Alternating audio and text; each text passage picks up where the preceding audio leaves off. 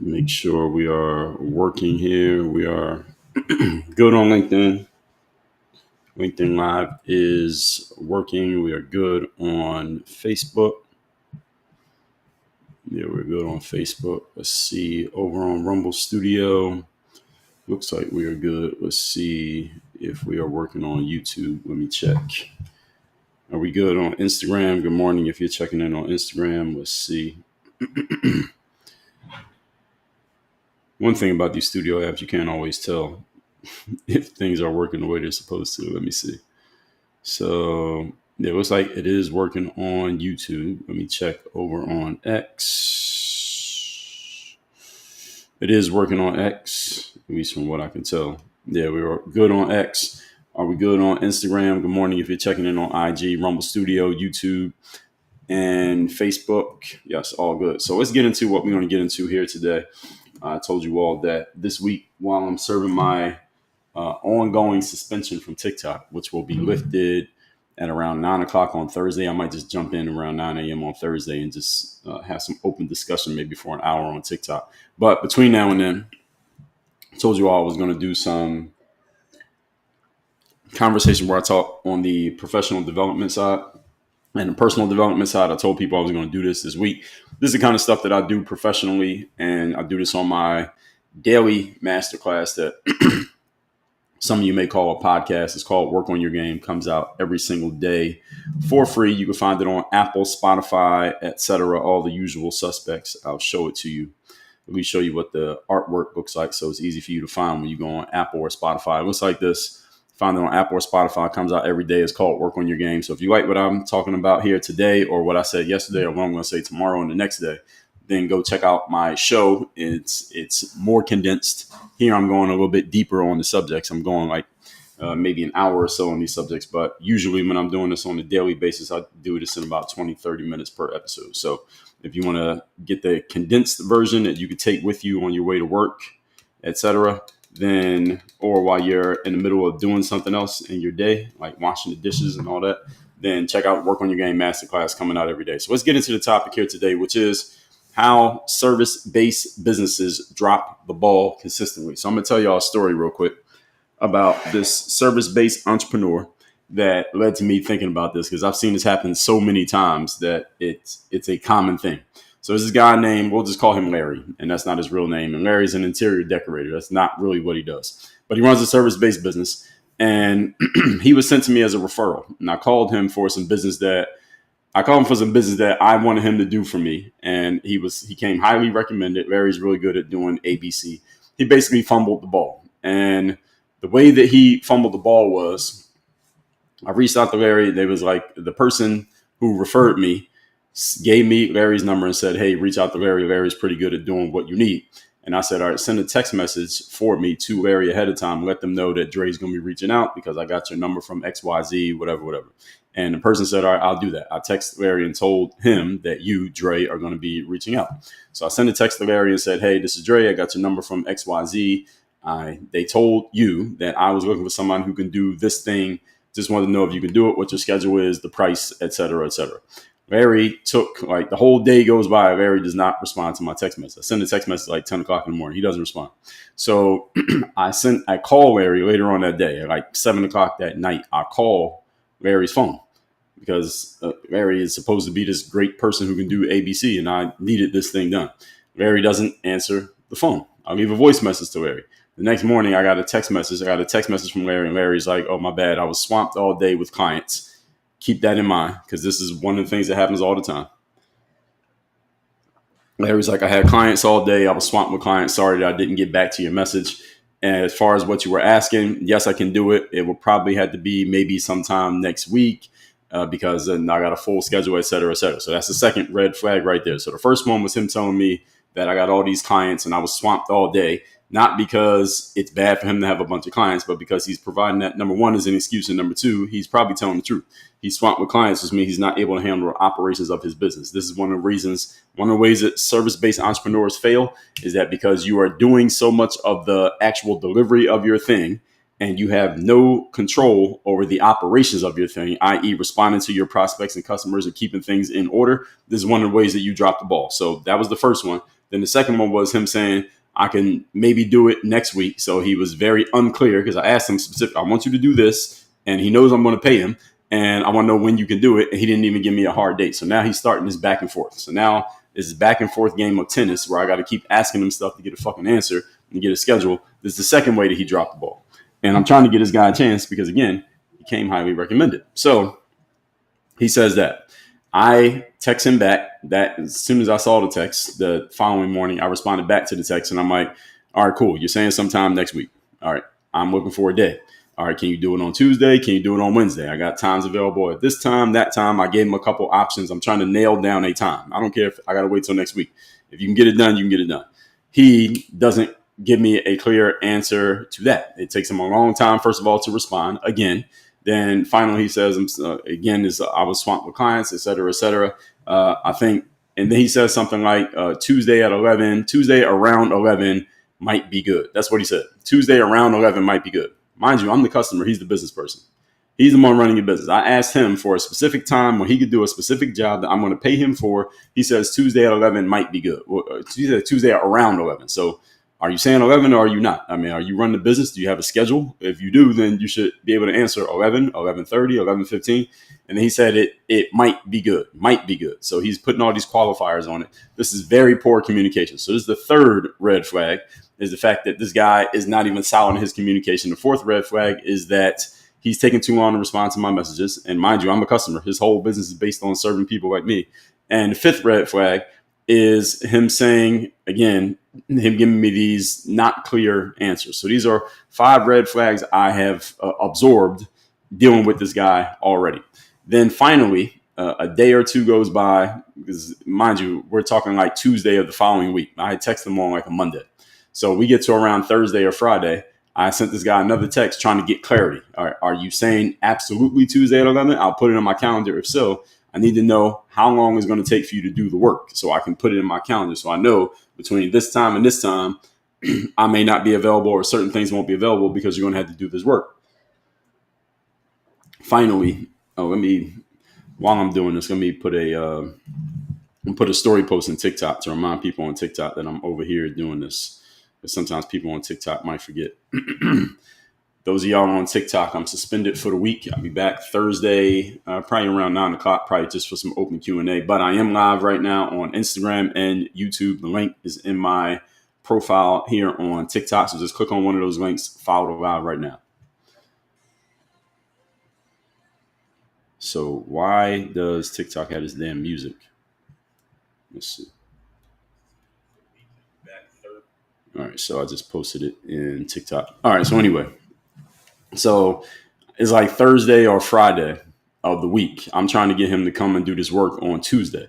Larry finally texts me back. This is like Thursday at night. I was asleep. I saw the text message the following morning.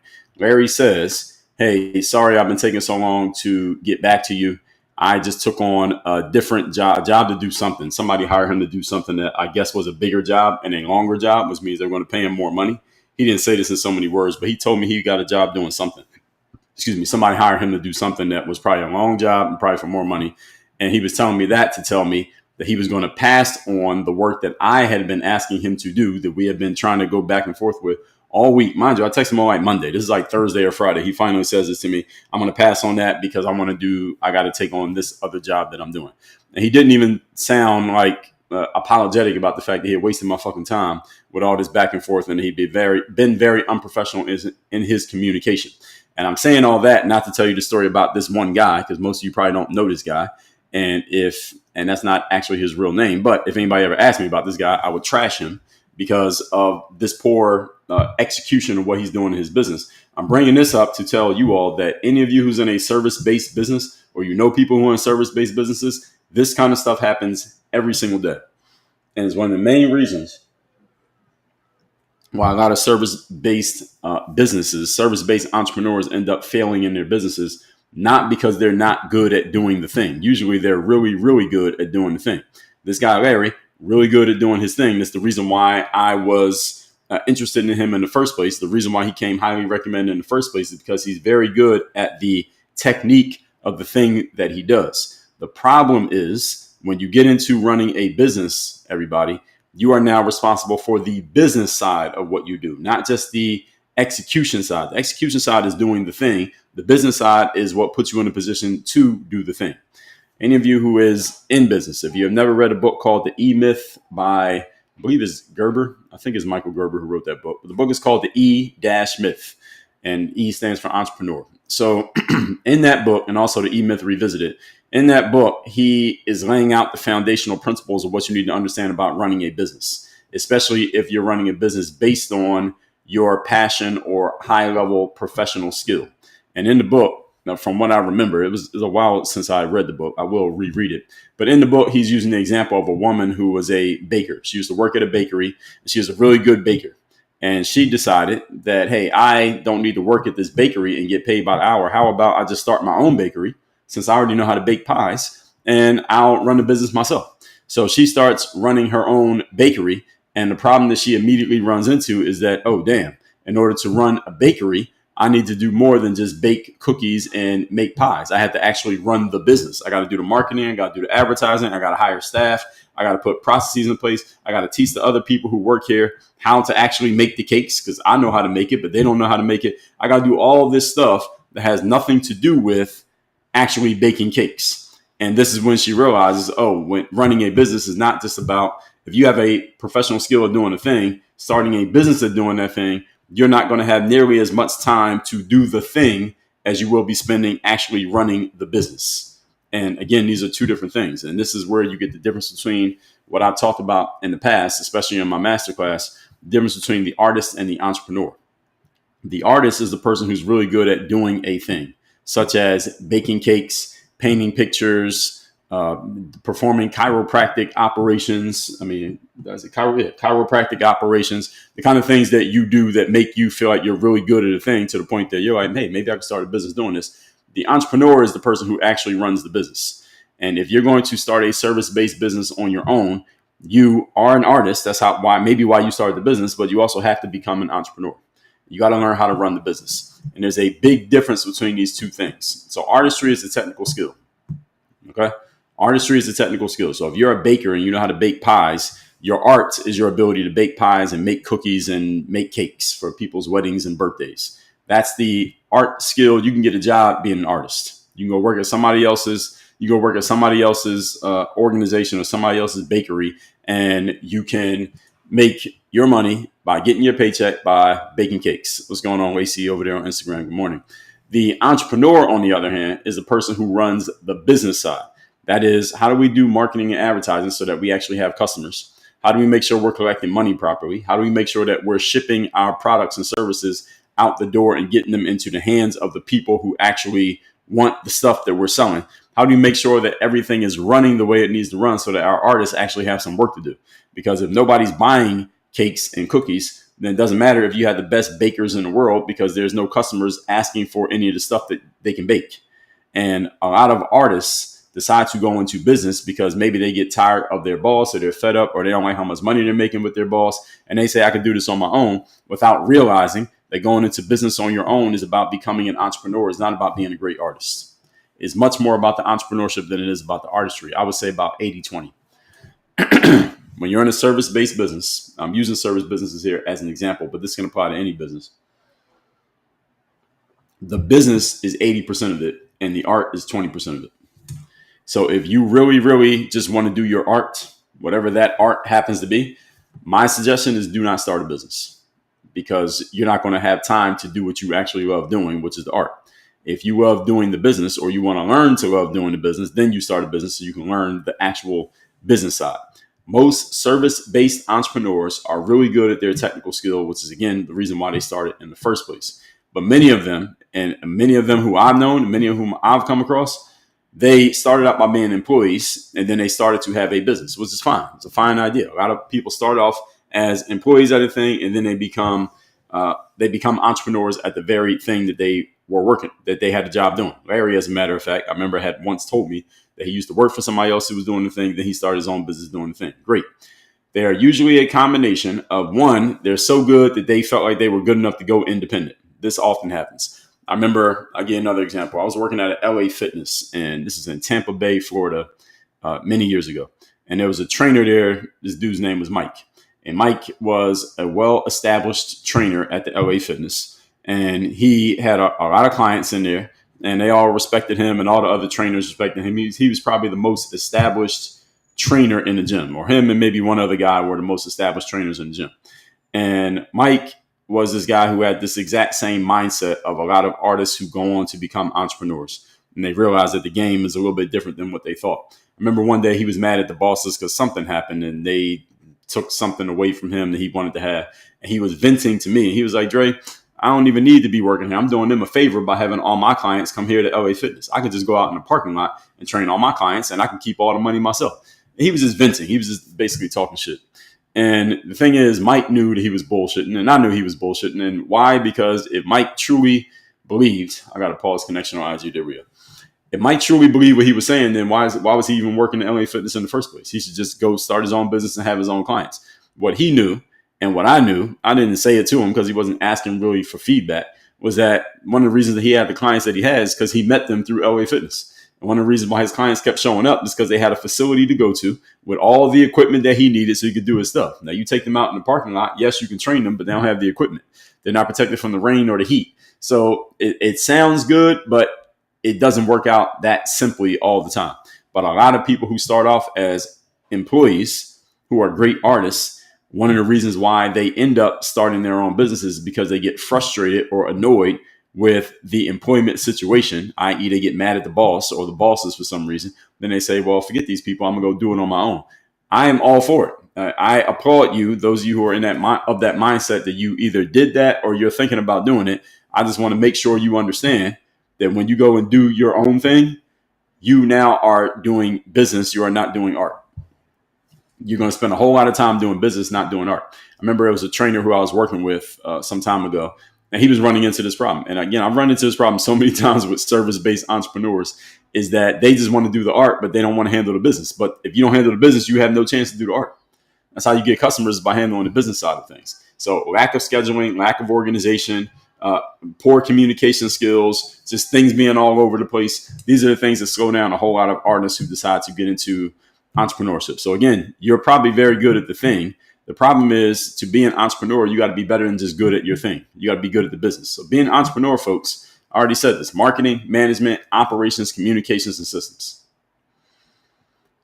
Let me say that list again: marketing, management, operations, communications, and systems.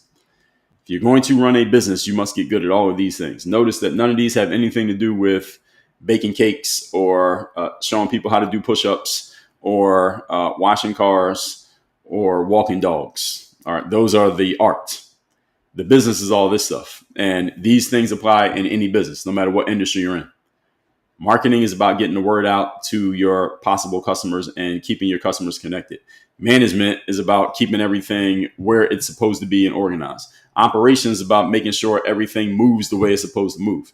Communication is about how do you, if somebody is texting you and saying, hey, I heard about you from so-and-so, or I saw your ad on Instagram, I'm interested in you walking my dog 3 times a week, or I'm interested in you washing my car, or I'm interested in you being my personal trainer. How do you respond back and keep that conversation going to turn a prospect into a customer? And the systems. The system is how you make sure all this stuff works consistently, even if you're not the one running it. And if you're going to start a business, you must be good at all 5 of these. If any one of these is not on point, then it's going to be hurting your business, because it's going to stop you from having a chance to do your art. So all of these and other things, all these other things, position you to do your artistry. All right. Maybe even to the point that you no longer need to do your artistry. And if you're a pure entrepreneur, you maybe never had the artistry skill in the first place. So if you think of someone like, all of you have heard of J.P. Morgan. He was one of the early rich men in the United States of America. Also Andrew Carnegie, another one. That neither one of these gentlemen, both of them were in the steel business and the railroad business. Neither one of them knew anything about actually manufacturing steel. Neither one of them was in the factory getting their hands dirty, actually making steel. Neither one of them was doing that. What they were doing were organizing the operations of the business, getting a whole bunch of people who did know how to do that stuff, working in their ecosystems, and they were making the money because they were running the whole thing. They were basically like the conductor of the orchestra, and then the people who were actually playing the instruments were other people. They just got them within organization. They got them within their organization, and that's why they were able to make the money. They made the money because they ran the organization and they ran the system. They built and ran the system, not because they were doing the art. And this is what separates the entrepreneur from the artist. So again, Andrew Carnegie openly admitted to Napoleon Hill tells the story. Andrew Carnegie said, I know nothing about the making or the manufacturing of steel, but Andrew Carnegie was a billionaire. One of the first in American history. And you took his, whatever he had back then, and you translated to today, he was richer than Elon Musk, Andrew Carnegie.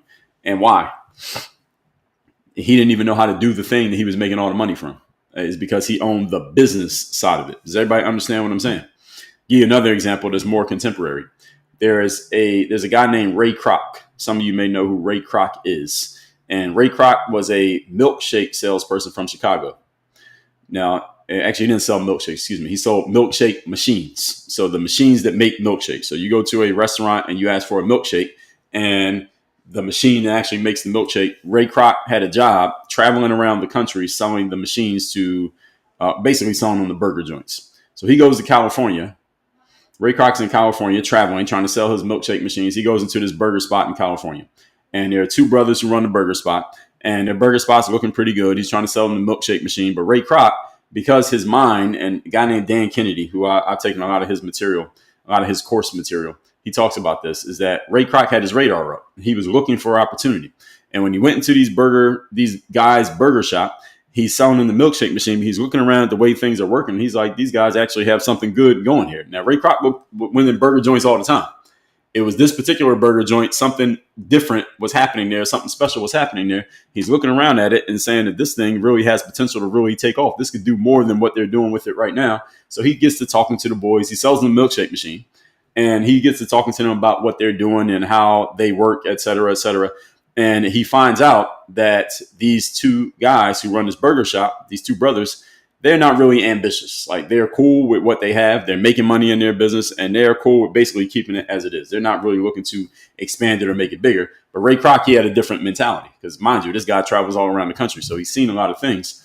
And he had an idea that maybe this burger joint could become like a national chain, maybe, if the right pieces are put into place. And he gets to talking to the boys a little bit more. He finds out that they don't really want to take it any further. So Ray Kroc gets into negotiation with them, and eventually he buys them out and basically buys the company from them. And then he takes the company and does what he does with it.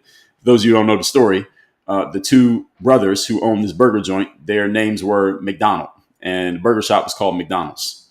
And Ray Kroc is the guy. If you go into a McDonald's these days, if you look around close enough on the wall somewhere in there, you're going to see a plaque with Ray Kroc, Kroc. That's his name. He's the one who basically gets credit. And probably if you go to McDonald's website, let me see if we go to McDonald's website, see what they say about it. That he is the guy that is basically credited with turning McDonald's into what McDonald's became. And he is the person who did it. And the reason why, let's go to McDonald's website so we can find it. We'll see what they have about Ray Kroc on here. They probably have edited this now these days of, people claiming, history, getting mad about history and who gets credit for stories, et cetera, et cetera. They probably added the McDonald's brothers into this story of what McDonald's is, but let's see if I can find it. Let's see. About us, overview, leadership team, franchises info, contact us, community, services. Let's see. About us, overview. I don't know if they even have it on here. They might have taken this shit off the website. They might have taken everything about Ray Kroc off the website. And no, it's here. Hey, they got it. It's on here. I'm going to get to this in a second. So Ray Kroc buys out the McDonald brothers, and he takes McDonald's. That's why the restaurant is called McDonald's. Ray Kroc's name is not called Crocs. It's called McDonald's. He took McDonald's and he turned it into a national chain. At the time, I believe the McDonald brothers, they might have had maybe 2 or 3 locations in Southern California. He took it and he saw that there could be a whole system made out of what McDonald's did. And if you get the system right, now we can duplicate that and we can have 100 locations. And how many locations does McDonald's have to this day? Probably, who knows, tens of thousands. Let's see how many locations. How many locations does McDonald's have to this very day? And by the way, I hope most of you don't eat McDonald's. Donald Trump eats McDonald's. I don't know how he's still looks pretty healthy eating McDonald's. Y'all should not eat McDonald's. But everybody knows what McDonald's is. And a thing you couldn't take from McDonald's, you can take several things, is that they have the best system in the food industry. The best. There's no food company in the world that has a better system than McDonald's, even though their food is not even that good. So right now, McDonald's operates approximately, they say approximately, they don't even know. McDonald's opens so many stores, they don't even know. 41 to 42,000 restaurants. Let's just say 42,000.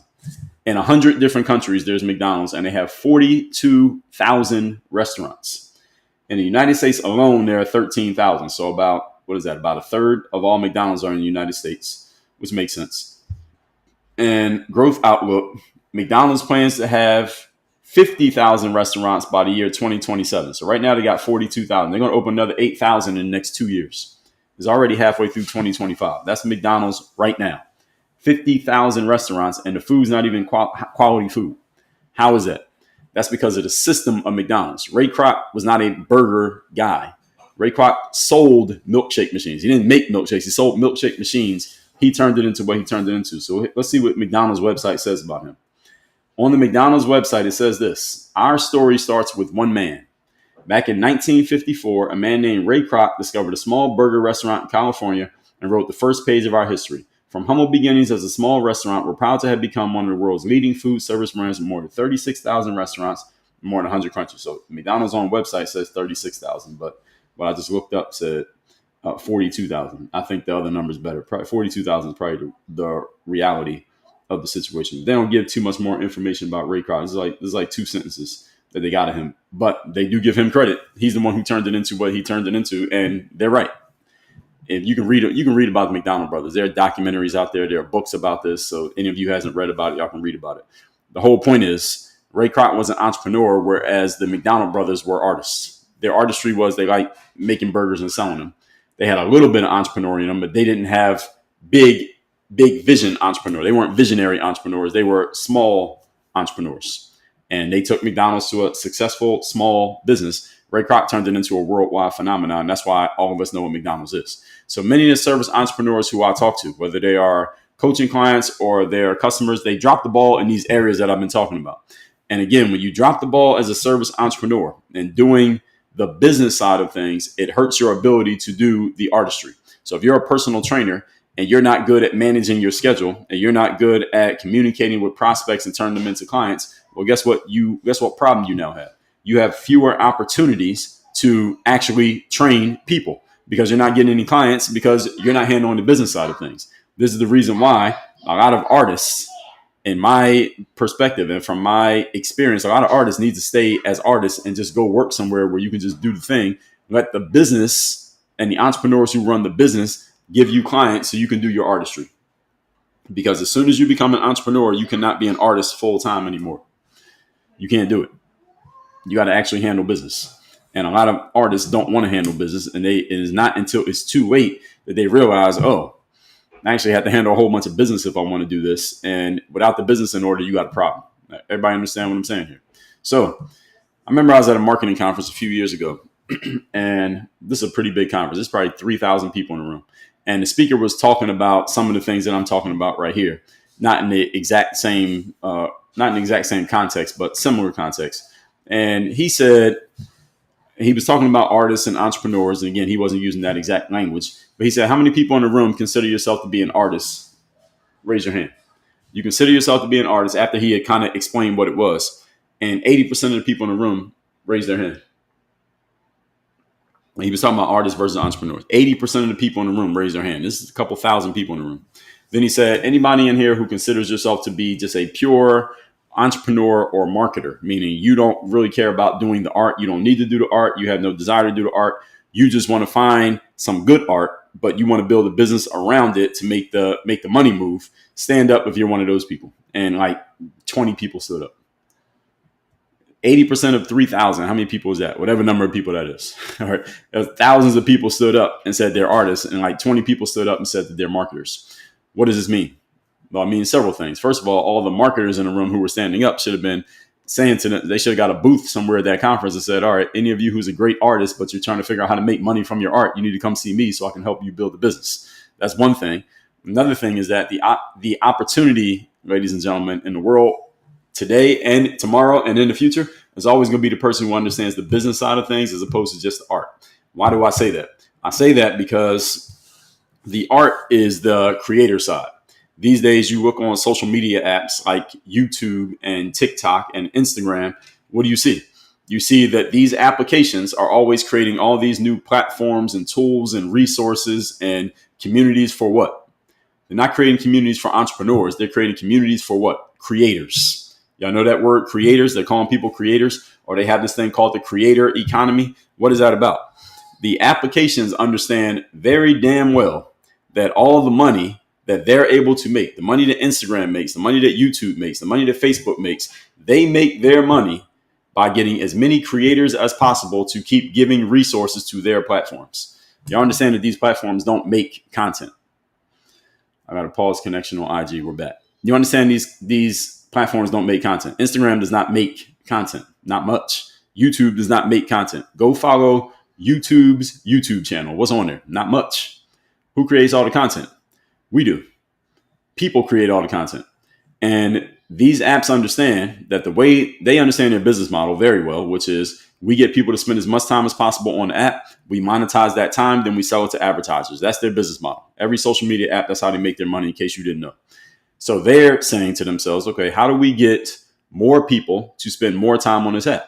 Well, since we're not making the content, we got to get the people who do make content that people like. We got to get them to make more and more content. We just got to keep these mofos making content. We got to keep YouTubers making videos. We got to keep Instagrammers doing Instagram. We got to keep Facebook people doing Facebook. We got to keep the creators on these apps spending as much time as possible, making as much content as possible, because the more content they make, if it's any good, more people will consume that content. And to consume the content, they got to come on our app. And the more time they spend on our app consuming content, the more we can monetize that time and attention, and we can make money. And we're in business here. We want to make money. Okay, this is what we got to do. So we need to incentivize the creators to spend more time on the app making stuff.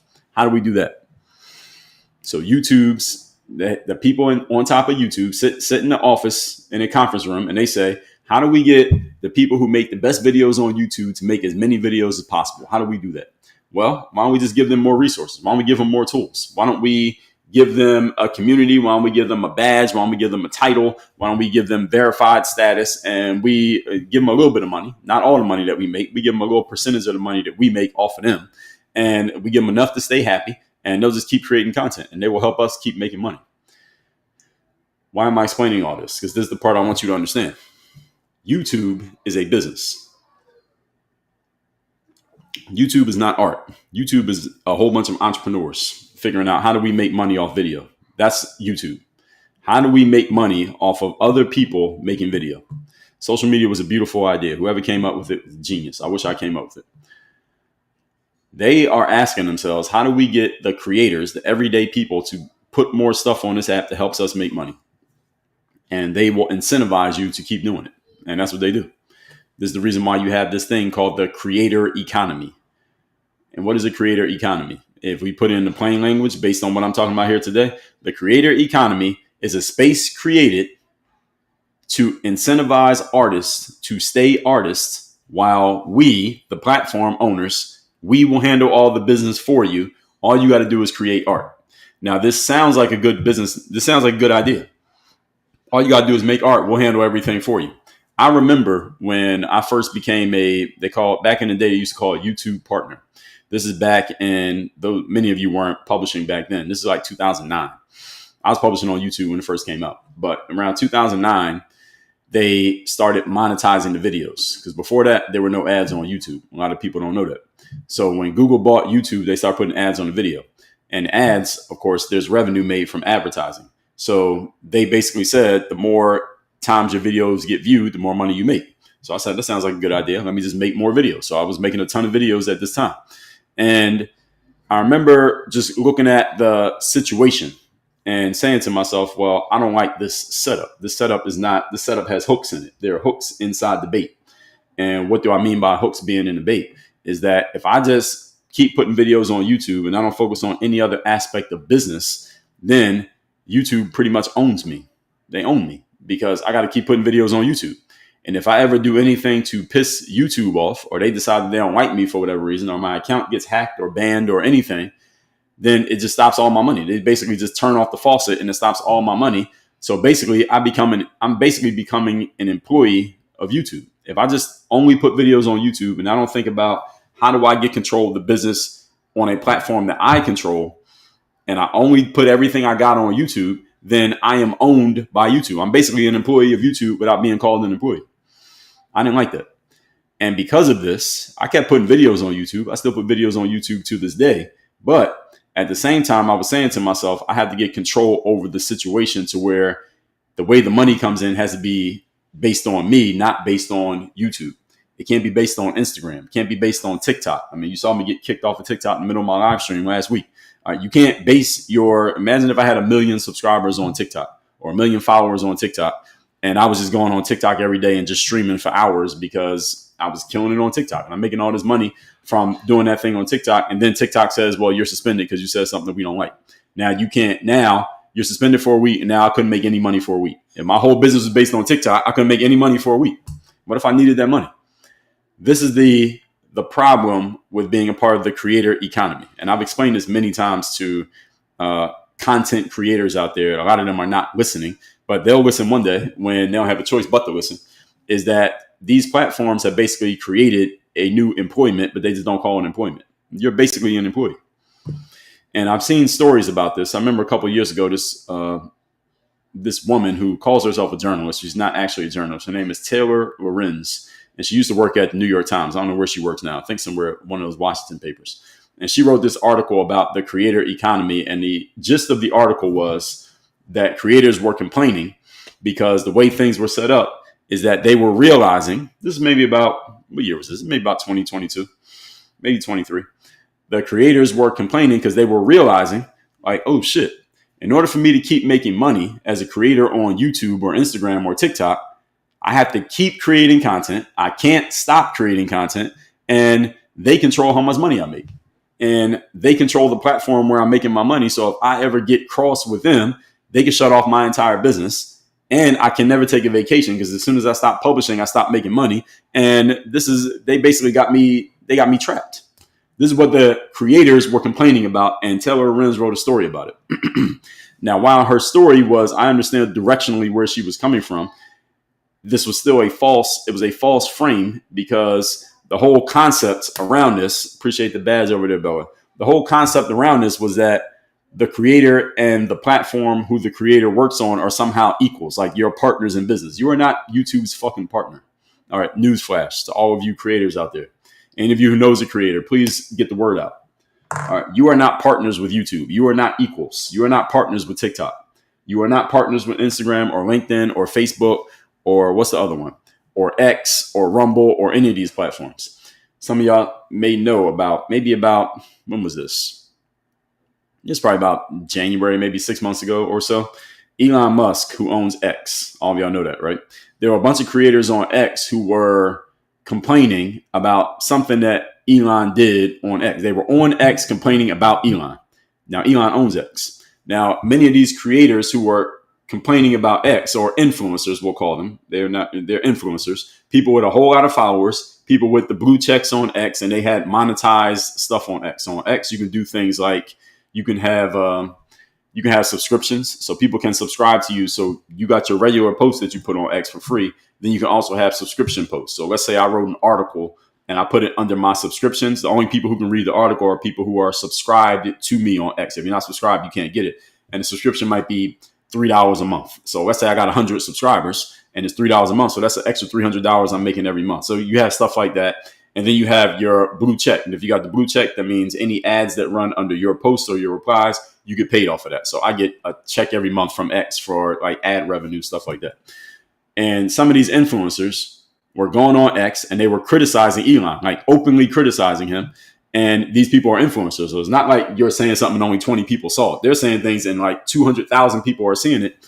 And over the next like 24 to 48 hours, a bunch of these influencers who had been criticizing Elon on his platform, they were losing their monetization status. In other words, he was turning off their subscriptions. He was taking away their blue checks and basically taking away any way they had of earning revenue from his platform.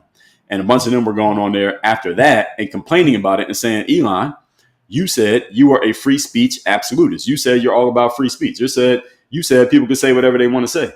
And I said, my response to that and what these people were saying is like, you fucking idiot. Like, Elon owns the platform. He's still human.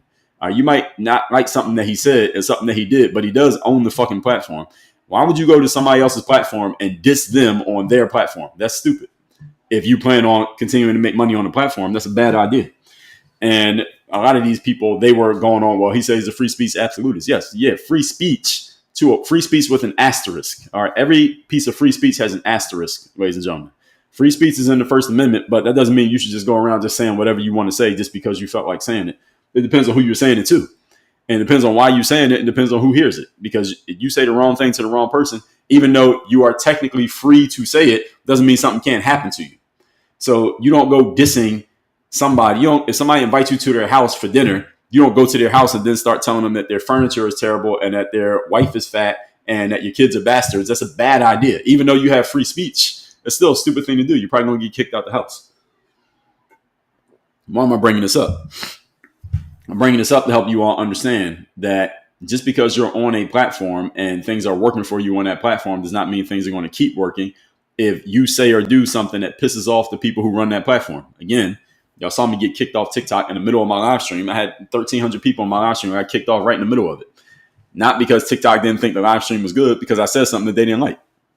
Now, you might say, well, if you're a creator, Dre, and your material is getting people to spend time on TikTok, why would they kick you off? Doesn't that actually defeat the very purpose of them having a platform? Technically, yes. The problem with that line of thinking is that you got to remember TikTok has like 1 million people doing live streams every day. So they don't need me. This is another thing you creators need to understand. YouTube does not need you. If you stop making videos on YouTube, does it really matter? In the big picture to YouTube, does it matter? No, it matters to you. Does it matter to YouTube? No. Why? Because YouTube got 1 million other people making videos. If you never make another video again, what does it matter to YouTube? They don't give a fuck about you. Does TikTok need you? No, you need TikTok. Does Instagram need you? No, you need Instagram. This is the problem with being a creator, folks. And creators are artists. This is why I'm doing all this, to help you all understand. A creator is an artist, meaning your main thing is to go create things and do whatever you do, and you do it at a high level. I'm assuming you're great at it. That's cool. The problem is if you allow somebody else to handle all the business while you're just doing the art, the person who runs the business is the person who runs the business. They're the ones with the control. Why? Because they control how the money gets made. If you have no access to or control over how the money gets made, you have no power. Just newsflash for everybody who's listening to this. The person who controls how the money comes in is the person who runs the business. That's the way it works. If you don't know how to make the money come in, or you have no idea how the money comes in, you ain't really the one running the business. The marketer runs the business.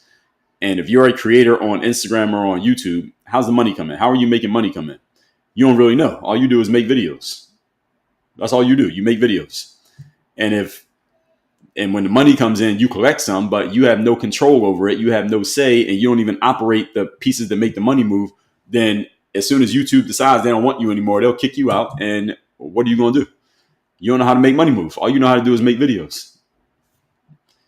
This is how you get trapped as a creator. This is how you get trapped as an artist.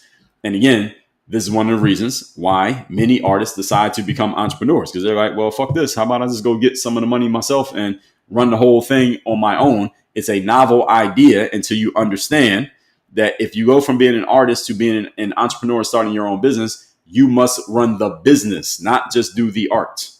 So if you decide you want to get off YouTube or get off TikTok, etc., and you don't want to just be a creator, well, now you got to learn how to make the money move, because they know how to make money move. TikTok knows how to make money move. All right, this is why you saw Donald Trump was threatening he's going to ban TikTok. They just put an indefinite, like an extension on this whole selling TikTok thing. But the people trying to buy TikTok are trying to buy it for like $40-50 billion with a B. Why is TikTok worth $50 billion? Because of the people, the users of TikTok. That's why they're worth $50 billion. And Microsoft paid like $8 billion for what app was it? Skype. And Facebook tried to buy Snapchat for $3 billion like 10 years ago. Why? Because of the people, the users. That's the business. You got to understand the business side of things if you want to have control. So last couple points here.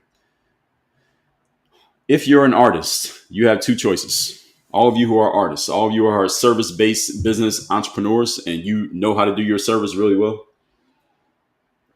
And I work with a lot of these people, from health and wellness people to actual licensed doctors and physicians, to lawyers, to financial advisors, to accountants, to coaches, consultants, and creators, book authors, professional speakers. All of these people, these are all service-based businesses.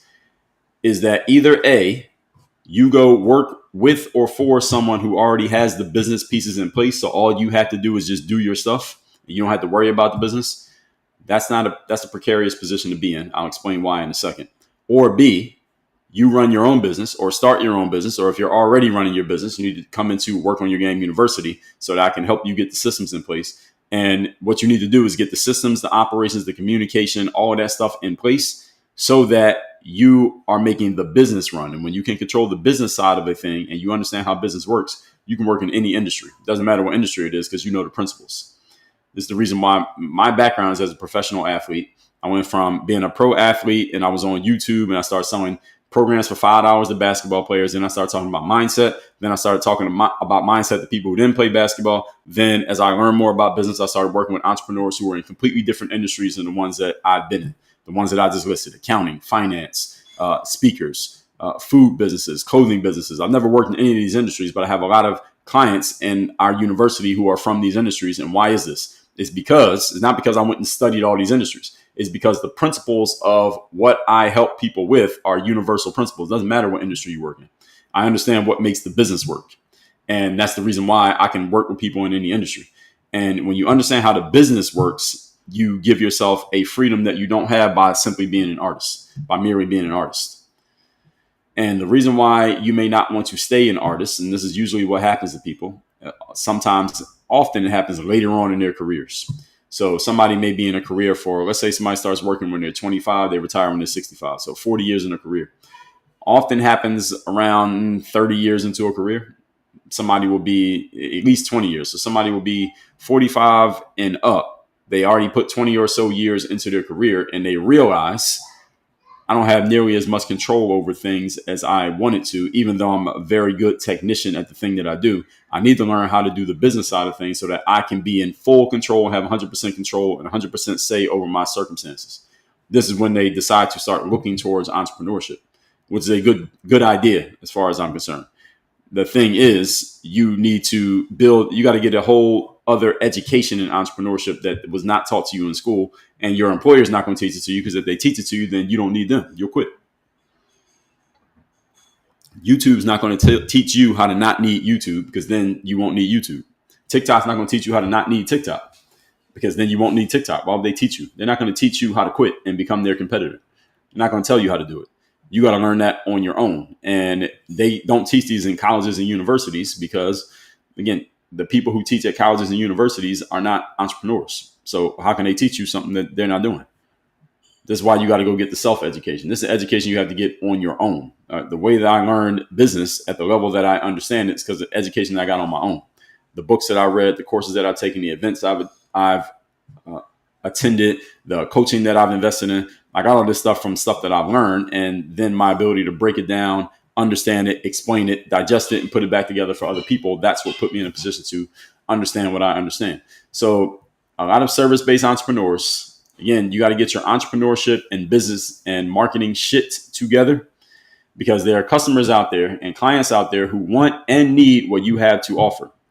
They could use your help, but they can't get it if your business is operating the way that it's currently operating, such as the person I gave you at the beginning of this stream as an example. This guy's very good at doing what he does. The problem is he's terrible at handling business, and he's losing money, and he doesn't even realize that he's losing money because he's very bad at handling business. He doesn't even realize that there are customers out there that should be his.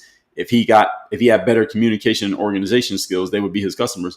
Now they'll never be his customers because of his poor communication, organization, and marketing skills. This is what happens in business every single day, especially with people who tend to do like freelance type of work.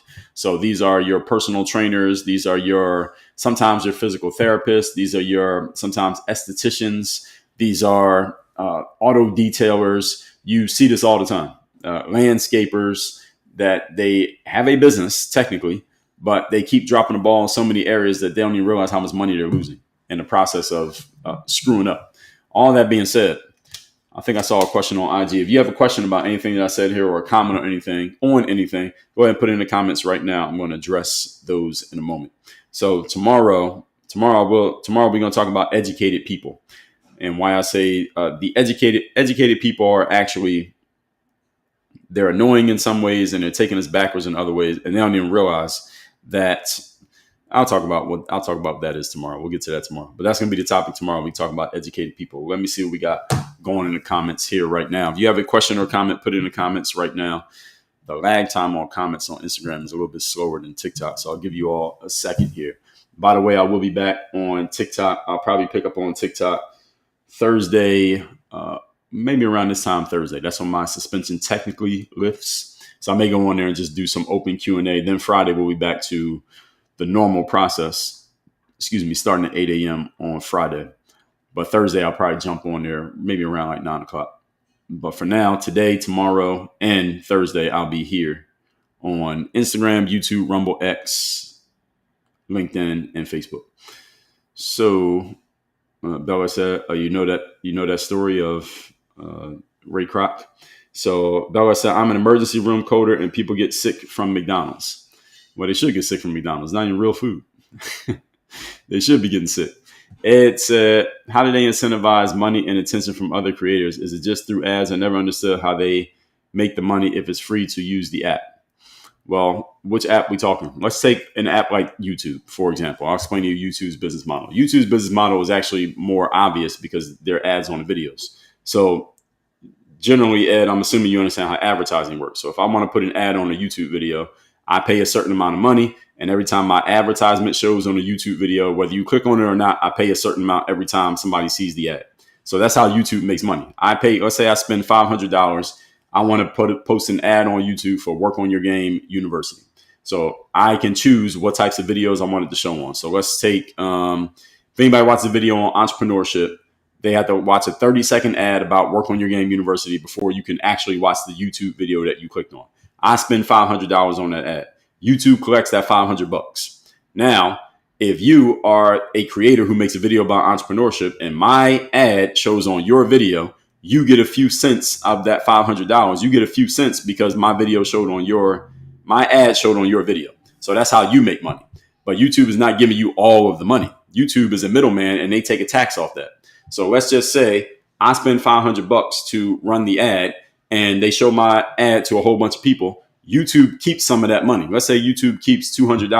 The other $300, they disperse out to the creators who had my ad show on their video. So YouTube takes their little tax, their toll, and then they give the whatever is left to all of you creators out there. That's how YouTube makes their money. Generally speaking, that's basically their business model. Now, you look at another app like Instagram or LinkedIn or Facebook or TikTok, they all do the exact same thing. What they do is get somebody to run an ad. If you get on TikTok, you see ads on there, right?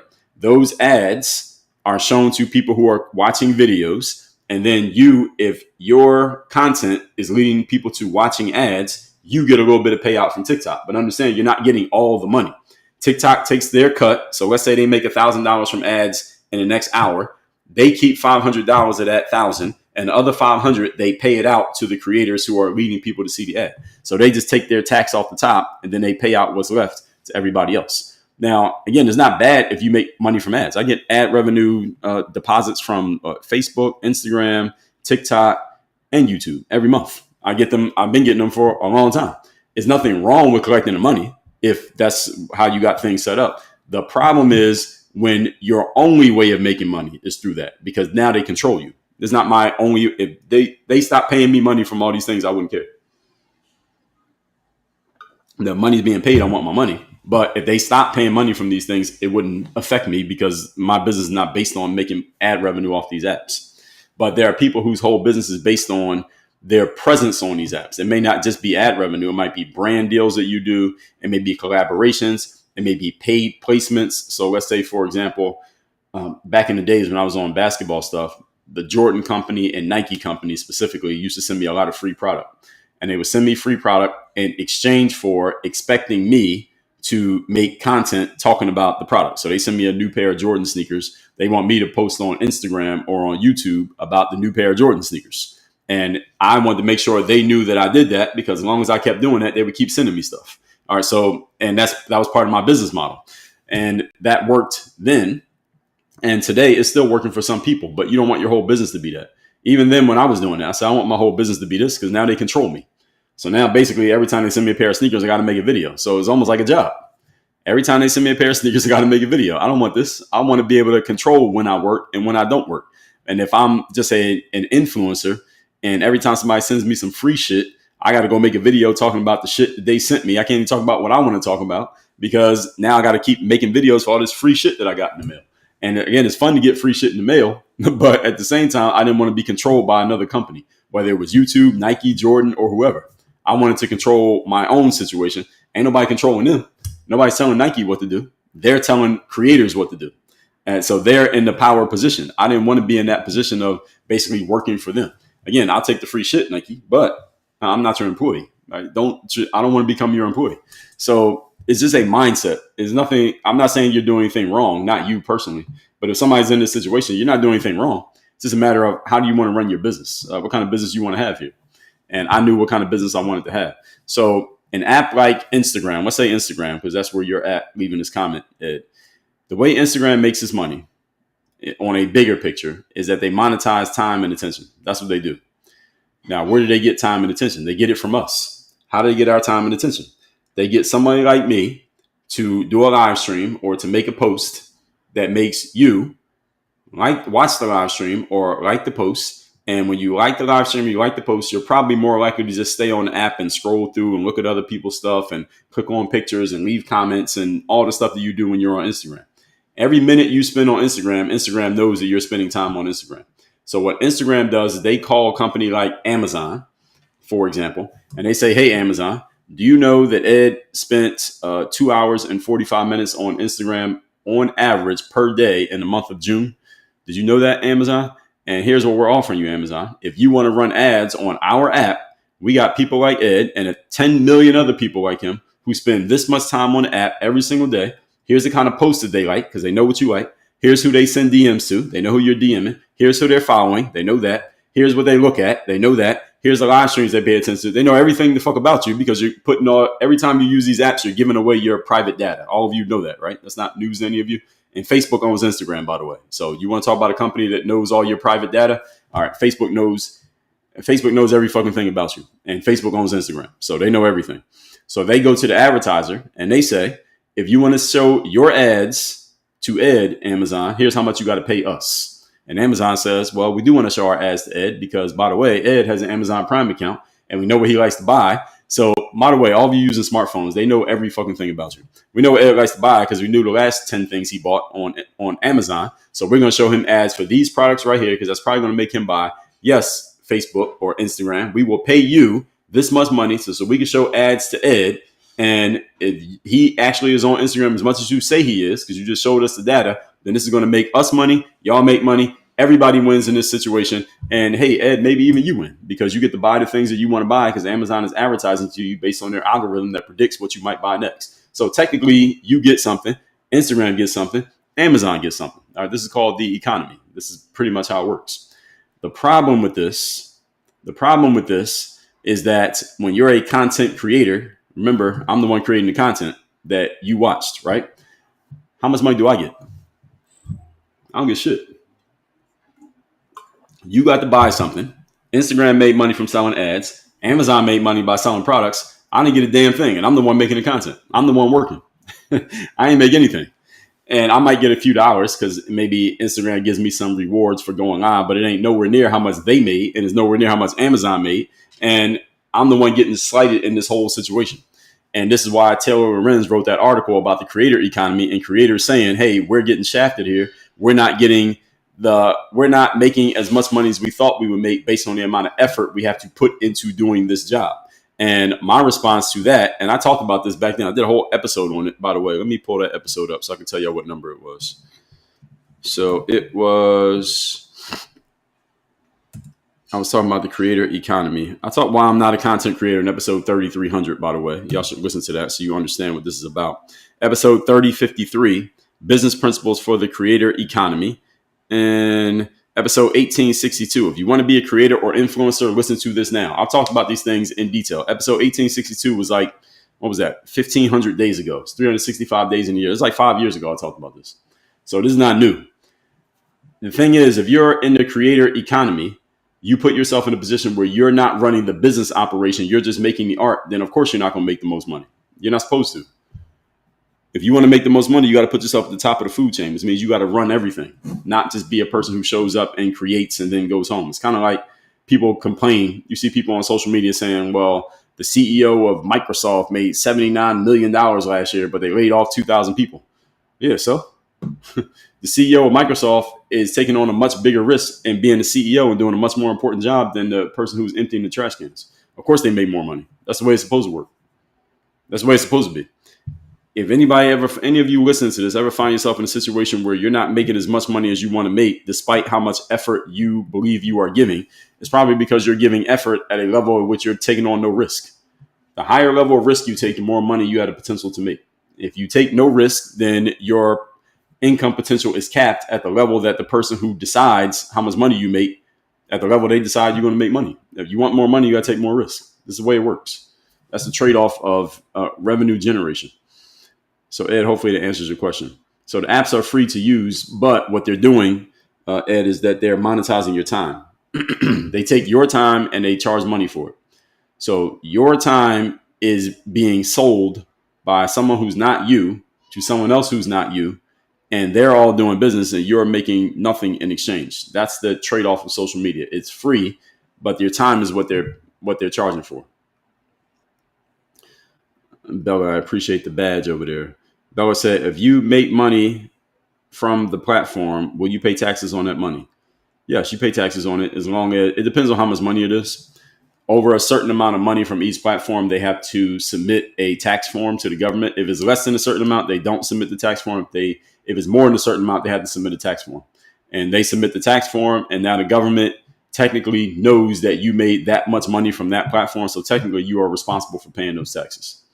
But you have to file those. You have to file the taxes. Not like they take the taxes out. They don't take the taxes out. You get all the money. So if I get a check from YouTube for $100,000, I get all $100,000. Now, when it's time for me to pay taxes, the government will see that $100,000 and say, "Oh, well, you owe us $30,000 from that $100,000, and I got to pay the $100,000." But that's my responsibility to pay it. Now, then it becomes a whole other situation if you don't take care of that. So, yes, you do pay taxes on that money. It's technically income, but it's different types of income. Bella said, rank and file. You saw that? Yeah, true. Ed said, interesting. So if the same ad is repeated on similar videos for their ads to run consistently or buy a certain package, but YouTube gets the big check and give out the scraps to everyone else. Yeah, you can call it scraps, but they have their whole business model of exactly how much they keep and how much everybody else gets. You had to read the details of their agreements, but pretty much that's how it works. They take their cut because they're the ones who own the platform. They should take a cut. I'm not knocking YouTube. This is a great business model. If I was in a position to do what YouTube is doing, I would do it. I'm gonna charge you $1,000 to run the ad. I'm gonna keep 500 of that 1,000. That's my money. And the other 500, I'm gonna dole out to the people who are making the videos. And that's how it goes. And if the people who are making the videos start complaining about how much money they're getting, I'm gonna say, okay, well, leave YouTube and go post your videos somewhere else. Where are you gonna post them? I ain't got no competition. Where you gonna go? You don't have a choice. I own this. I own the space for anyone who wants to be relevant making videos. You got to come to YouTube. Ain't nowhere else to go. So if I'm in control like that, you can't tell me what I got to do. I'm the dictator. All right, you the worker. I'm the dictator. I tell you how it goes. And if you don't like it, leave. Where you gonna go? You have nowhere else to go. There's no alternative. And this is how a lot of social media apps have squeezed a whole bunch of creators who don't realize until it's too late. It's never too late, actually, but they don't realize until they're getting screwed that they're getting screwed. The problem is a twofold problem. One is that a lot of creators never realize what I'm explaining here. And two, a lot of creators don't have entrepreneurial minds. They call themselves entrepreneurs, but they're not actually entrepreneurs. They're entrepreneurs in name only. So you know how that when they say Republicans in name only, they call them rhinos, R-I-N-O. These people are, I'll call them INOs, entrepreneurs in name only. These are people who call themselves entrepreneurs because it feels good to call yourself one, but they're not doing anything that an entrepreneur does, such as understanding where the fucking money is coming from. You don't know where the money is coming from, but you are a creator. You're not an entrepreneur. If you don't know how the money is being made, you're not an entrepreneur, period. That's one of the main requirements of entrepreneurship. You got to know how the money gets made, and you need to understand it and be able to do something about it if you don't like the way it's going. And a lot of creators have no idea how their money's being made, how it's being paid out, why they're not getting what they think they should be getting, because they don't never even take the time to think about it. I remember, speaking of, as a matter of fact, I got kicked off TikTok last Thursday when I was doing a lot talking about Diddy and the Diddy trial, right? Years ago, Diddy was on the radio. This had to be like maybe 20 years ago. He was on the radio in New York with this woman named Angie Martinez. Some of you may have heard of Angie. She's still on the radio. She's still podcasting, I guess, these days. And Diddy was on the radio because one of his artists, they were called The Lox, his rap group called The Lox. They still exist to this day. They were complaining because they used to be signed to Diddy's label, Bad Boy, back in the day. They were complaining because Diddy still had some contractual control over the way they made their money, et cetera. So they were complaining about it, about Diddy. Like, Diddy got us in this contract and is not an unfair contract, et cetera, et cetera. So they went on the Lox went on the radio one day, and then Diddy came to the radio the next day to basically clap back at what they were saying. And what Diddy was explaining was that, and what he said was 100% true. He said a lot of musicians who are what? What's another word for a musician? Artists. A lot of these artists, they don't understand the business that they're in. And he was 100% correct. A lot of your favorite, many of you listen to this, a lot of your favorite rappers and singers and comedians are a little bit different, but actually not that much. A lot of them have no idea how the business works that they're in. All they know is, I do a show, I make an album, I get paid. And as long as they're getting paid, they don't think twice about it. And if you listen to any artists who are being honest, especially those who are kind of past their prime, but they're still alive and talking, they'll tell you this, that one day they came to realize, oh, I thought I was killing it because I was making all this money and I'm getting all these checks, but they never thought about how the money's actually being made. And Diddy is a guy who, any of you know Diddy from back in his prime years when he was making music, is that Diddy wasn't actually creating that much music. He was producing songs and he would do the remixes and all that. But most of the people around him, they were the artists. All he would do was get them to create the art, and then he would use it and he would perform it, but he wasn't really creating the art himself. He was the orchestrator of the whole thing. He owned the business and he would move everybody else around and tell them what to do. And the money was being made because of the things that he was orchestrating, which is why he ended up having more money than everybody. So all these artists Diddy had around him, many of them had more as far as actual performing music, rapping and singing. Many of them had much more talent than Diddy. Look at the people Diddy had around him. Mace, B.I.G., Mary J. Blige, Jodeci, Faith Evans, all of these very talented artists he had around him. Diddy ended up with more money than all of them put together. Now, why did he end up with more money than all of them put together? Not because he's some sinister bad guy. He ended up with more money than all of them because while they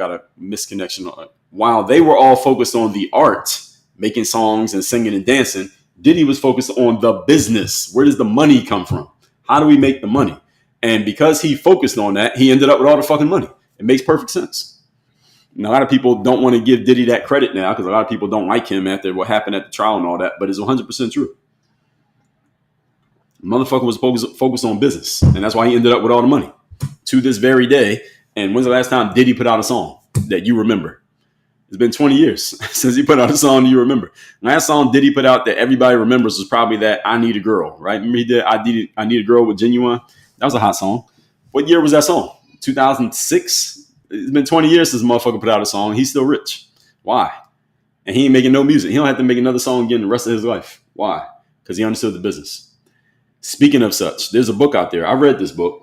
I'm not even in the music industry, but there's a book called Everything You Need to Know About the Publishing Industry. I think that's what it's called. Let me look it up because I have it on, I know I had it on iBooks. I didn't listen to the audio. I actually read the actual book.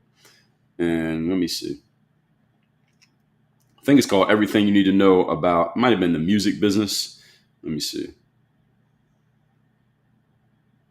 Yes, it's called, no, that's not what it's called.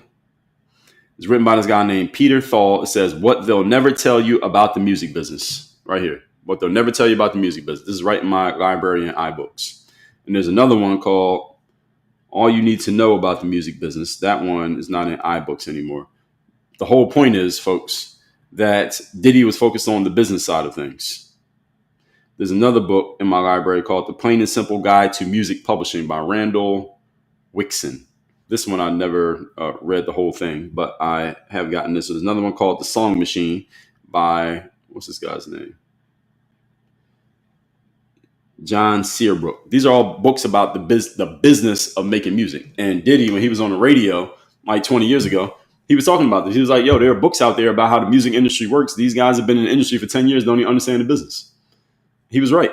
A lot of artists never think about the business that they're doing. They just think about the art. And then when it's too late, they're like, oh, damn, I never learned the business.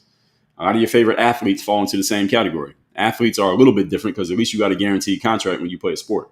Well, not every sport. Football contract is not guaranteed, but basketball is guaranteed contract. Most sports, the team sports, football, baseball, basketball, hockey, I believe baseball and hockey are guaranteed. Football is not guaranteed because the violence of the sport. But basketball is guaranteed. But why do you often hear these stories of athletes, they stop playing, then they go broke? Why do they go broke when they stop playing? It's not because they necessarily need to learn how to own a sports team. It's not like you need to learn how to own the New York Yankees. It's because the athlete is making money based on their art. And as soon as they stop doing art, the money stops. And the difference between sports and music is at least when you make music, you can keep performing music till you're 60 years old. I saw this clip just this morning of Mary J. Blige was doing a show. Mary J. Blige got to be 60, maybe 60 years old. She can still perform and get paid to do a show. But Michael Jordan can't go get paid to play basketball. Michael Jordan could, but you get what I'm saying. Most retired basketball players can't go make money playing basketball anymore because that you got that one window, then it's over. So it's just understanding how the business works is the key to all of this. As say nothing in the world free. That's right. Bella said 1099. Yeah, it might be 1099. Every business, it depends on what industry it is and how much money we're talking, but every one of them does it differently. So every year I get a tax form I get one from Amazon. I get multiple tax forms from Amazon because they have to do different forms for where your money came from. So let's just say you got a book on Amazon and somebody in the Netherlands buys your book. They may have to file a different tax form for the sales in the Netherlands than for the sales in Canada, than for the sales in America. Then they may have to file different tax forms for if somebody buys your physical book or if they buy the Kindle book or if they buy the audio book. So you get all these different tax forms. PayPal will send you a tax form if you make money on PayPal. Stripe will send you a tax form. Square will send you a tax form. If you have investments, you get tax forms from them. YouTube, which is Google, they send you a form. Facebook sends you one. Instagram sends you one. TikTok has to send you one. It depends on how much money you make. So please speak to a licensed tax professional about any of this stuff. This is not tax advice. No. That's the way it works. They have to fill out, the company who paid you, they have to fill out those forms based on how much money they paid you. If it's less than a certain amount, they don't do the form. If it's more than a certain amount, they have to do the form. That's the way it works. So the government, long story short, they only care if you make a certain amount of money. Now, you make under a certain amount, they really don't care. They're not going to do nothing because they can't gain anything from going after you. Notice that when the government IRS goes after somebody, usually it's somebody with a lot of money. Why? Because they can possibly make some money. They don't go after broke people because what's the point? What are they going to get out of you? They don't want to send you to jail. They don't get anything from sending you to jail. They get something from getting some money out of you. Or if you're famous. Now, if you're famous and broke, then they might go after you because then your name lets them build up their reputation, whoever goes after you. But if you're not famous and you don't have money, they're probably not going to come after you because, again, for what? What do they get? That doesn't mean that you shouldn't do what you're supposed to do. Follow the law, okay? And no matter what happens, follow the law. All that said, folks, tomorrow we're going to be talking about educated people. So we're going to shift gears and talk about education, or quote unquote, the educated, quote unquote, people who like to call themselves educated, and why these people are becoming more and more annoying as time goes on. And I'll explain exactly what that means tomorrow when we do this live. So between today and tomorrow, if you want to get into my programs at Work on Your Game University, if you are on Instagram watching right now, if you go to I'm going to my profile on Instagram, see what links I got in here. So inside Work on Your Game University, so you can see workonyourgameuniversity.com is the first link that we got there for our Work on Your Game system. That's where we got our coaching programs. We got our courses are in there. That's called the Academy. So we got Work on Your Game University, and the Academy is within the university. You can see those 3 buttons right there. So the yellow one is to join our Circle group coaching programs, $97 a month. You can apply to work with me one-on-one for coaching, presence, strategy, and scale. That's the blue button. And then the orange button is to get into the courses. These are do-it-yourself. Take them at your own pace. You get lifetime access to those. That's Work on Your Game Academy. So Work on Your Game Academy is, I'm waiting for this page to load here. I'll let this page load in a second. So that'll be Work on Your Game Academy. I'm not waiting for it. It's taking too long. Then we got the circle. You got free books. This is on Instagram. My free book, The Third Day, which is that red book you can see right there. Get that for free at this link that's in my profile. Then we got the Mirror of Motivation. That is, where's the Mirror of Motivation? I thought I put it up here. Oh, it's behind me. That's this book right here, Mirror of Motivation. You can get this one for free at this link in my profile. And then the Sales Discipline System. This is my newest book. My latest is this one right here, all about stepping up your sales game and consistency in sales. These are all the links in my profile on Instagram, by the way. So if you go on, if you're on Instagram watching me right now, go to those links in my profile, and you can get to those things. Get the books for free. Get into any one of my coaching programs. That's all inside of workonyourgameuniversity.com. That's the main link in my profile on Instagram. Those of y'all on YouTube, I put the link to that Work on Your Game live page, which has all those links that I just gave you. All of those are in there as well. And then besides that, I will see everybody tomorrow morning at 8 a.m. Eastern. We're going to talk about these educated folks. We're going to take the educated to task tomorrow. And when I say educated, I mean it in air quotes. I'm not going to do the air quotes every time, but that's what I mean.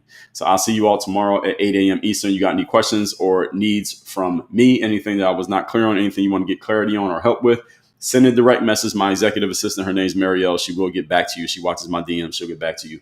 Or just send an email. Do I have Marielle's email in my profile? I don't know if I do.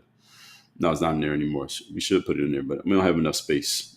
So just send me a DM. Send me a DM. My assistant will get back to you. Everybody have a great Tuesday. I'll see y'all tomorrow. Work on your game.